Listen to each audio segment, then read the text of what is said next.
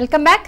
రంగారెడ్డి జిల్లా కోహెడలోని survey number 951 layout లో భూమి పంచాయతీ ముదురుతోంది.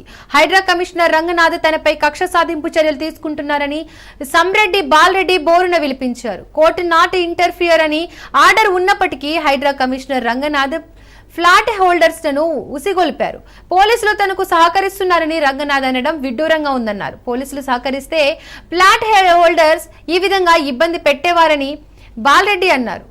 తన భూమి కోసం న్యాయం పోరాటం చేస్తున్నానని అన్నారు. న్యాయస్థానం ఏ తీర్పు ఇచ్చినా కట్టుబడి ఉంటానని బాలరెడ్డి అన్నారు.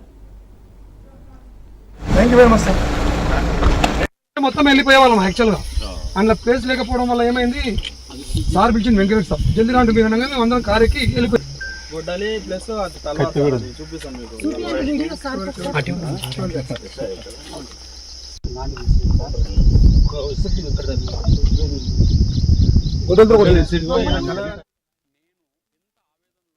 అర్థం కాదు. కాకపోతే నన్ను ఎంత బదనాం చేస్తున్నారు, ఎంత నన్ను అన్యాయం చేయాలని కంకణం కట్టుకున్నాడు మిస్టర్ రంగనాథ్.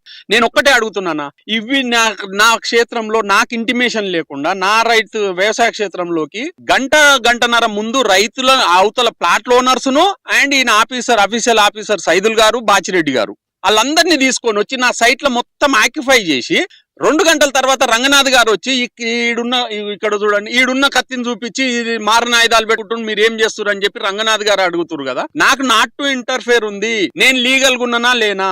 నేను లీగల్ గా ఉన్నప్పుడు నన్ను ఇంత దౌర్జన్యంగా టార్గెట్ చేయడానికి కారణం ఎవరు? దీని ఏం ప్రాబ్లం ఉంది? నాకు ఇది కావాలి. నెంబర్ 1. నెంబర్ 2 అన్న నేనేమంటున్నా, వాళ్ళు ప్లాట్లు అంటున్నారు కదన్న, 86 లో ప్లాట్లు అంటారు కదా, 86 లో జీపీ లేఅవుట్ దొంగది కావచ్చు లంగది కావచ్చు లేఅవుట్ తీసుకొచ్చి చూపిమనండి.